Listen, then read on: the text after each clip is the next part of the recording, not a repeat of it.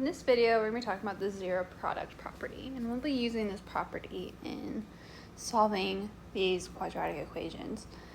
So this property says that if the product of two real numbers is zero, then at least one of the numbers is zero.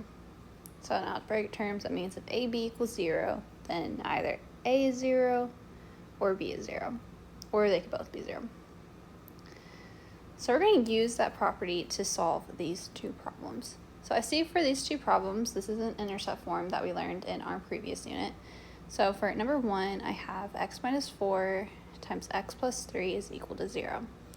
So the zero product property tells me that since these two things are being multiplied together and it's equal to 0, then either x minus 4 needs to be 0 or x plus 3 needs to equal to 0.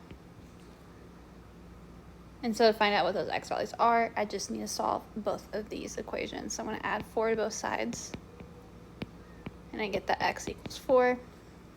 Subtract 3 from both sides, get x equals negative 3. So that means that x is either negative 3 or 4. Okay, looking at this next one, I have x times 2x plus 1 equals 0. So I don't have two sets of parentheses this time, but that's okay. This is really a multiplication sign in here.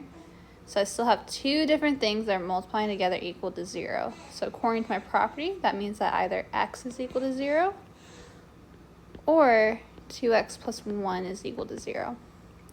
First equation, that's already solved, x equals 0. I just need to solve this next one. So I'm going to subtract 1 from both sides to get 2x is equal to negative 1, and then divide both sides by 2 to get that x is equal to negative 1/2. So here my answer is x equals negative 1/2 or 0.